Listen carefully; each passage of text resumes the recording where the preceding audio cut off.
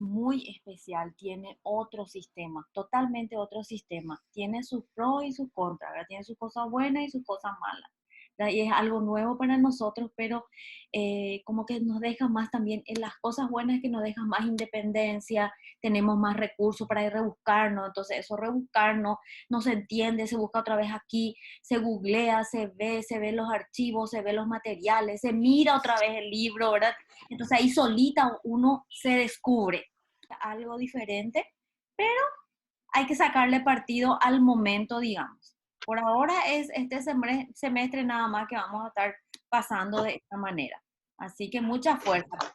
Ahora cuando les guste este sistema, ahora va a terminar ese sistema, van a decir, no podemos hacer que no sea presencial. Tenemos dos horarios. Vamos a descansar del primer horario y después vamos a descansar para tomar algo, para ir al baño y después volvemos. ¿Les parece? Un chiquitito, 10 minutos. ¿Está bien? Me controlan cuando están un poquitito cansados, me avisan. Pero tenemos dos. Cuando termine uno, pasamos al otro, pero descansamos un chiquitito. ¿Les parece? ¿Qué les parece? Muy bien. Ahí ya me dio un ok, entonces con eso ya tengo permiso. Eh, bueno, vamos a ver en qué nos habíamos quedado. ¿Quién me recuerda? Siempre yo tengo que me ayuda aquí en dónde nos quedamos. Naturaleza y caracteres, me acuerdo que Sí, profe. vimos ya. Después, deuda y responsabilidad.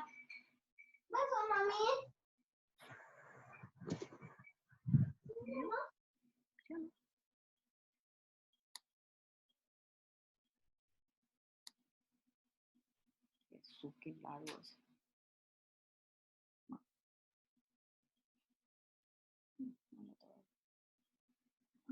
Deuda y responsabilidad. Vamos a continuar a partir de ahí, ¿está bien? Yo les hice más o menos una pregunta, eso hace rato en el foro. Ese trabajo de foro es más o menos después vamos a ver, en vez de tarea, voy a dar algún foro, la tarea para la próxima semana, al final les voy a indicar, pero me encantó las tareas que hicieron, más o menos eso va a ser el tenor de todas nuestras tareas, es practicar, ¿verdad? Practicar, leer toda la semana, un chiquitito y ir, digamos, acostumbrando un poquitito a esa lectura y ir investigando. Vamos a continuar en deuda y responsabilidad, ¿les parece?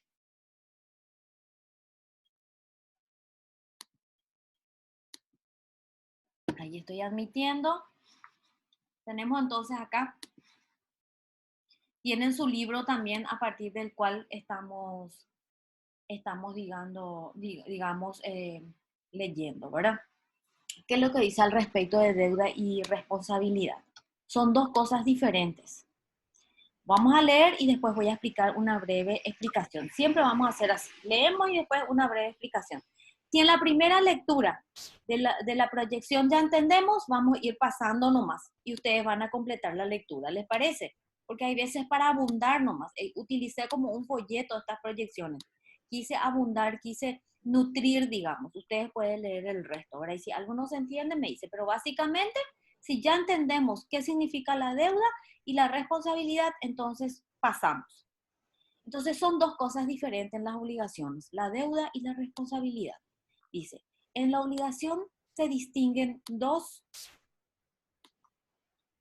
elementos distintos, el débito y la responsabilidad, que normalmente aparecen unidos, pero en algunos casos tienen existencia independiente, entendiendo por débito el deber jurídico por parte del deudor de cumplir la prestación y por responsabilidad el sometimiento al poder coactivo del acreedor, poder de agresión, dice. Más bien yo cambiaría por coacción, coaccionarle, que faculta para hacer efectiva la prestación sobre una cosa o sobre un patrimonio, del deudor o ajeno, a fin de obtener satisfacción de su derecho.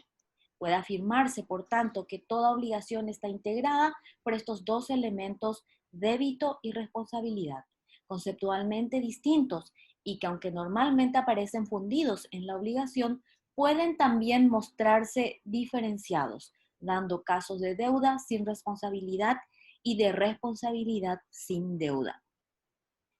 Estamos grabando, ¿verdad? Bueno, lo que estábamos hablando recién. Yo creo que les había dado ya un ejemplo, ahora recuerdo, ¿verdad? Que puede ser cuando uno tiene la deuda y no paga, tiene la responsabilidad, pero hay veces que tiene la deuda, salda la deuda, pero hay algún daño que se causó. Por lo tanto, hay que reparar, pero tal vez no sea ya culpa del deudor. Puede ser un foráneo de afuera, que de arriba vino y le perjudicó, pero no tiene nada que ver con el deudor. Vamos a ir dando de apoyo. Siempre le estoy diciendo, no es solamente acreedor el acreedor, la persona que va a recibir la prestación por un préstamo o por un mutuo o por una deuda o un accidente de tránsito. Puede ser también que sea un heredero. Puede ser el acreedor del heredero. O sea, hablamos de un abanico de posibilidades que vamos a ir dando y completando el círculo. Bueno, la distinción entre débito y responsabilidad en su tratamiento permite definir la obligación diciendo que esta es un vínculo o relación jurídica en virtud de la cual un sujeto acreedor tiene derecho a exigir a otro deudor una determinada prestación que éste debe realizar, de tal modo que a falta de cumplimiento el acreedor puede procurarse satisfacción al interés frustrado sobre los bienes del deudor que constituye en garantía del deudor o de quien sea, porque lo único que quiere el acreedor es cobrar su dinero. Y si pone garantías, si pone una garantía hipotecaria o si de repente le estoy demandando a mi deudor y él no tiene nada, ya veo lo que no tiene nada mi deudor, ¿verdad? Porque esos son los trabajos que nosotros los abogados tenemos. Entonces vemos ya, pero nos enteramos que va a recibir una herencia. Entonces nosotros tenemos derecho a esa herencia. No tenemos nada que ver, no somos herederos, no somos parientes, pero sí, una vez que pase a formar parte de su acervo, entonces nosotros ahí tal vez podamos solicitar una ejecución en el juicio ejecutivo. Un poco en silencio para todos, si no. Bueno, seguimos entonces.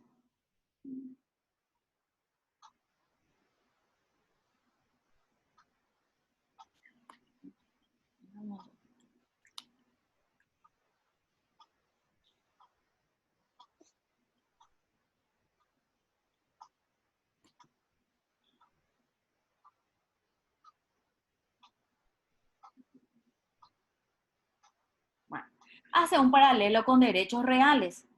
¿Ustedes están dando derechos reales o ya dieron? Ustedes parece que conmigo lo dieron derechos reales, ¿verdad?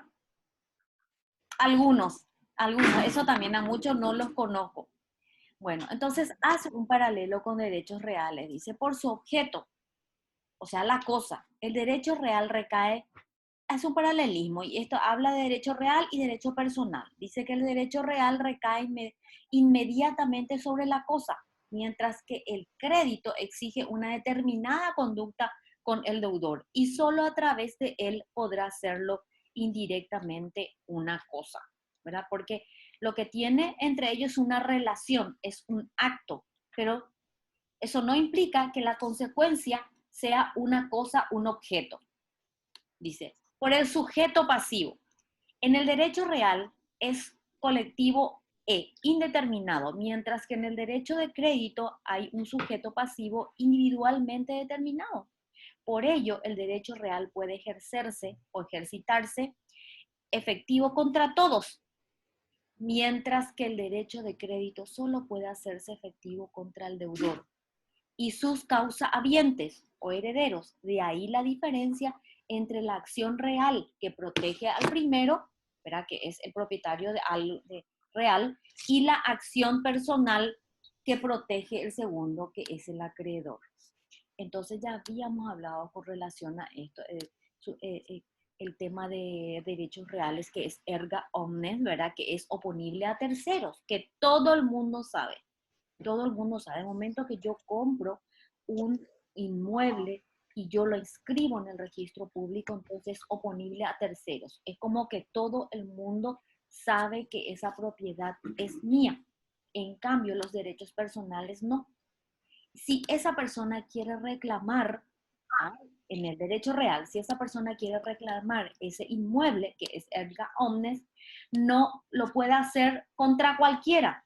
En cambio, en los derechos de créditos, derechos personales, no puedo. Solamente al que corresponde puede reclamar. No puede reclamar contra cualquiera que esté, digamos, en posición de detentarlo o de querer o vulnerar, etcétera. Bueno, dice por el principio fundamental que los rige en la creación y configuración de los derechos reales, rige fundamentalmente la ley, mientras que en los derechos de crédito fundamentalmente la autonomía de la voluntad. Voluntad, autonomía, eso ya habíamos dado en la clase pasada también. Hablamos del 715 que vamos a usar en el semestre que viene, que es contratos, ¿verdad? Que dice que las partes pueden acordar lo que sea, mientras que no sea ilícito. Dice, el acuerdo entre las partes es como una ley misma, dice. Ambos tienen que respetar, ¿verdad? En cambio, en el derecho real hay una ley que te impide hacer lo que se te da la gana, aunque no sea, aunque no sea ilícito. Se tiene que ceñir con las normas y con las reglas. En cambio, la autonomía de la voluntad, uno puede acordar muchas cosas. Por eso que utilizamos, por ejemplo, cuando en la parte penal y en la parte de la niñez se utiliza muchísimo. Por ejemplo, cuando una persona le comete un hecho punible y la víctima quiere reparar, y ahí se hace un acuerdo, ¿verdad? En virtud del 715, y en el acuerdo de la Fiscalía se menciona en virtud del 715 del Código Civil, y dice que ellos acuerdan que le va a reparar, que le va a devolver la moto, que le va a comprar el coche, y ahí termina el problema. O a veces también en el tema de prestación de alimentos, se demandan y para no continuar la demanda y no pagar gastos que no corresponden, y mientras tanto el niño tampoco también está cesado de sus alimentos, entonces urge un acuerdo rápido, y si existe la posibilidad, de hecho, que el juez siempre solicita una mediación primero. Profe, Sí, disculpe, sí, hay compañeros que quieren que le acepte, profe, quieren ingresar. Jesucristo. Bueno, Perdón, profe. no, gracias. Ahí entró De uno. nada, profe. Ahí está. Disculpen. Bienvenidos, buenas noches. Entonces, eso es lo que es la autonomía de la voluntad. Las partes pueden acordar. En cambio, hace un paralelismo, pues seguimos en eso. Entonces, las partes en el derecho personal, en el derecho de crédito, pueden acordar lo que sea. Quiero en 2 cuotas, quiero en 3 meses, el interés es tanto, ¿verdad? Siempre que no sea usurario, ¿verdad? Como ya les dije, que no sea ilícito. Y en el derecho real eso no se puede. Dice, por su modo de adquisición, los derechos reales, al menos en los ordenamientos que, como el nuestro, siguen la teoría del título y el modo, ¿verdad? No pueden nacer solamente del contrato, sino que precisan además el modo de adquirir, mientras que los derechos de crédito nacen simplemente de contratos. Este es un ejemplo, por ejemplo, cuando yo compro una casa o compro un inmueble, hay veces que la gente no hace sus papeles enseguida. Entonces hay que hacer enseguida los papeles porque ahí te blinda totalmente, ¿verdad? Entonces, por eso es que dice, el modo es solemne. Es solemne, ¿por qué? Porque lo hacemos ante escribana pública.